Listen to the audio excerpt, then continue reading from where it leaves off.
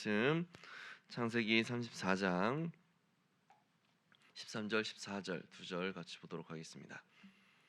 창세기 34장 13절 14절 우리 다 같이 한 목소리로 함께 읽습니다. 야곱의 아들들이 세겜과 그의 아버지 하몰에게 속여 대답하였으니 이는 세겜이 그 누이 디나를 더럽혔음이라. 우리는 그리하지 못하겠노라.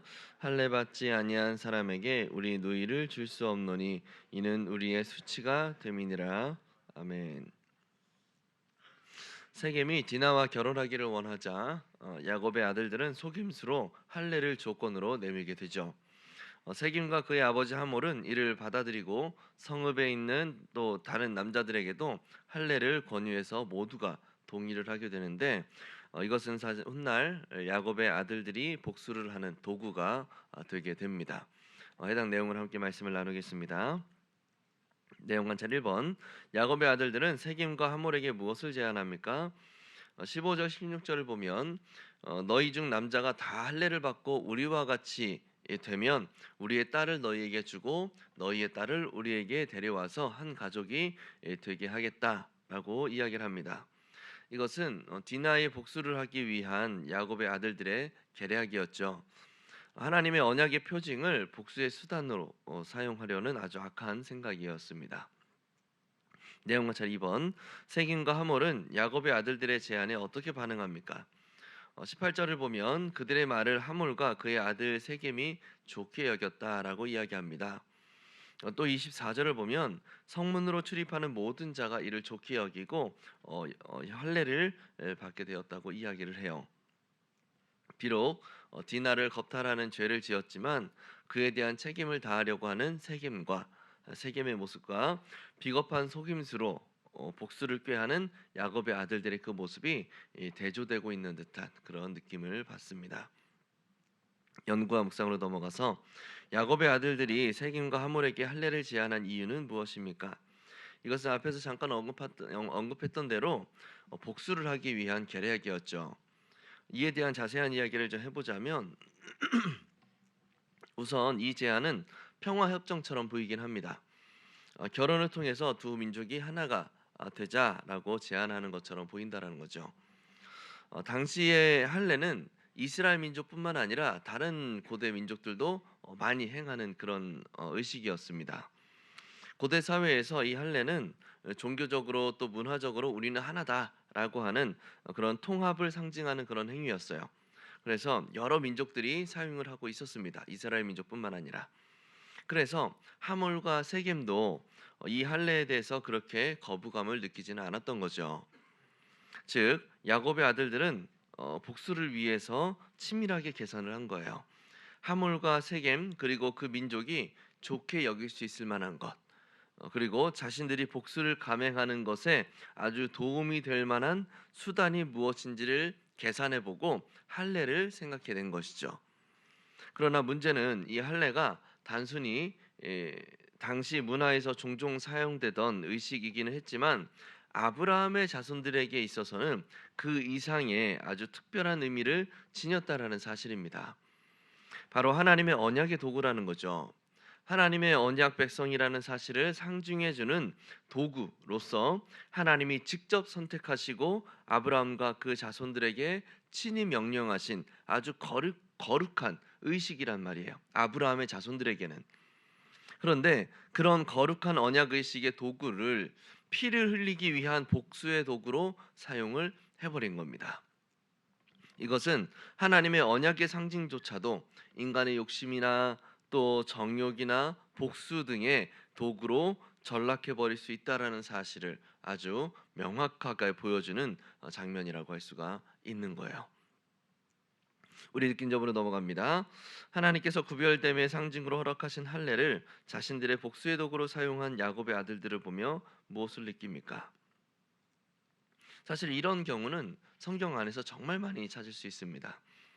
사울 왕이 불안해하는 백성들을 보면서 이들을 잠잠히 시키고 또 자신의 정치적 입지를 다지기 위해서 사무엘을 기다리지 않고 직접 번제를 드렸던 그런 장면이라든가 또 기드온이 미디안과의 전쟁에서 승리한 후에 백성들이 기드온에게 바쳤던 그 금을 가지고 제사장의 옷 에봇을 만들어서 자신의 종교적 권위를 자신에게 집중시켜 버렸던 그런 경우라든가, 또 하나님을 예배하고 제사하는 성전과 또 거룩한 그 율법을 자신들의 권위와 이익을 위해서 왜곡하고 오염시켜 버렸던 예수님 시대의 그 종교 지도자들의 모습들이라든가, 또 자신의 잘못을 조용히 묻어두기 위해서 창녀로 변장한 다말에게 자신의 인장과 끈과 지팡이를 담보로 주었던 그 유다의 행동들 등등등, 성경에서는 하나님께서 주신 거룩한 도구들을 가지고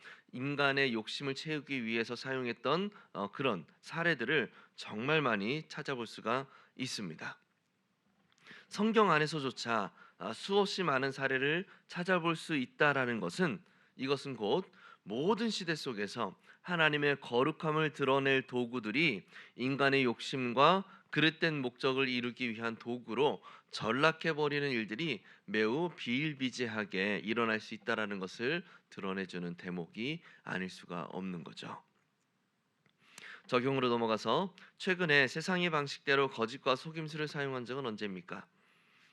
어떤 책에서 자신이 겪은 이야기를 하는 부분을 읽었는데, 자신은 교회를 다니면서도 아주 마음이 좁고 인색했던 그런 사람이라고 그렇게 고백을 하더라고요. 그러면서 젊었을 적에 친구로부터 어느 정도의 손해를 보았고, 이것 때문에 억울해서 잠도 못 자고 아주 힘들었대요.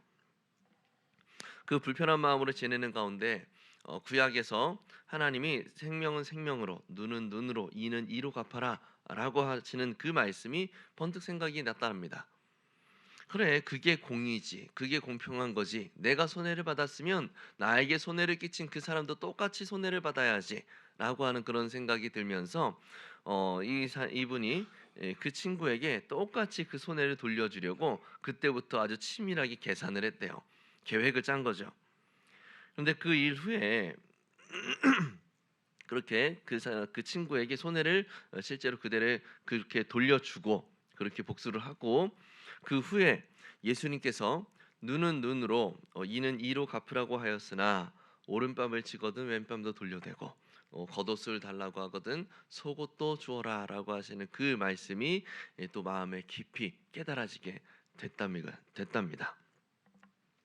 그러면서 내가 그 친구에게 행했던 눈은 눈으로 이는 이로 갚았던 그 모습이 나에게도 똑같이 적용이 된다면 나는 도저히 용서받을 수 없는 사람이구나라는 것이 마음속 깊이 깨달아지면서 굉장히 많이 회개를 했다고 합니다. 그러면서 자신의 분노를 쏟아내기 위해서 하나님의 말씀을 이용했던 자신의 그 인색하고 악한 과거를 깊이 회개하고 하나님의 사랑을 드러내기 위해서 그렇게 많이 애쓰면서 살아가고 있다라고 고백하는 글을 읽은 기억이 있습니다. 합리화라는 것, 우리가 익히 사용했던 그 단어, 합리화라는 것은 인간이 하나님을 이용하려고 하는데 매우 유용하게 사용하는 도구가 될 수 있다라는 것을 우리가 이 일화에서도 우리가 찾아볼 수가 있을 거예요.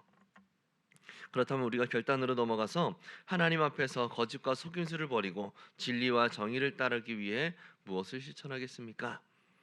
우리는 단순한 거짓과 속임수가 아니라 하나님의 거룩한 도구를 이용하여서 자신의 목적을 이루려고 하는 그런 거짓과 속임수를 살펴봤습니다. 그리고 이런 폐역한 모습을 부추기는 요소로서 합리화를 잠깐 언급했어요.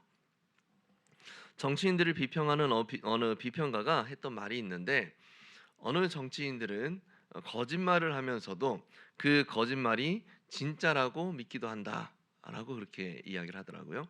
거짓말을 하면서도 거짓말이 진짜라고 믿는데요.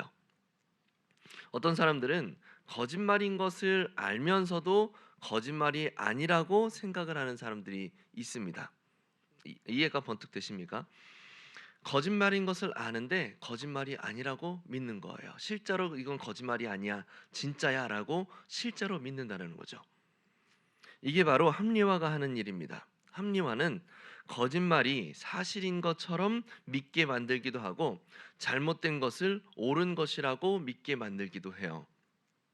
옳은 것이라고 믿으니까, 이건 맞는 거야라고 그렇게 믿으니까 하나님이 지정하신 거룩한 도구들을 임의로 자신이 목적하는 그 목적을 위해서 가져다 이용하는 것에 거리낌이 없는 거죠. 옳은 것에 하나님의 말씀을 가지고 인용하는 거니까 상관이 없는 겁니다. 우리가 실천해야 될 것은 상황을 객관적으로 보려고 하는 습관을 들이는 거예요. 합리화를 발동시키는 아주 큰 요소 중 하나가 있다면 바로 감정입니다. 분노라든가 하는 이 고조된 감정은 이성적인 사고를 불가능하게 해요. 따라서 뭔가를 우리가 판단하고 또 결정해야 되는 순간이 오면 자신이 감정적으로 내가 고조되어 있지는 않은가, 이걸 먼저 살펴봐야 되는 것이고, 상황을 너무 내 입장에서 해석하고 있지는 않은가라는 것을 좀 생각하면서 객관적으로 지금 나의 판단과 지금의 상황을 생각할 수 있어야 된다라는 겁니다. 우리 안에 있는 죄성이 나의 감정과 나의 생각을 주장하지 못하도록 우리의 마음을 늘 점검하면서 잘 갈무리할 수가 있어야 된다라는 거죠. 우리가 이런 작업들을 통해서, 이런 실천을 통해서 우리 모두가 하나님의 뜻과 명령에 온전히 서 있을 수 있는 그 토대를 잘 마련해 갈 수 있기를 바랍니다. 언제나 상황을 객관적으로 바라보고 하나님의 뜻에 내가 올바르게 생각하고 판단하고 있는가를 늘 점검하면서 하나님이 원하시는 그 온전한 신앙인의 모습으로 살아갈 수 있기를 예수님의 이름으로 간절히 축복합니다. 기도하겠습니다. 오늘 말씀을 기억하면서 상황을 객관적으로 판단하며 하나님의 뜻과 명령에 온전히 서 있게 하옵소서. 또 속고 속이는 세상에서도 거짓을 의지하지 않고 하나님의 진리를 따라 살아가게 하옵소서.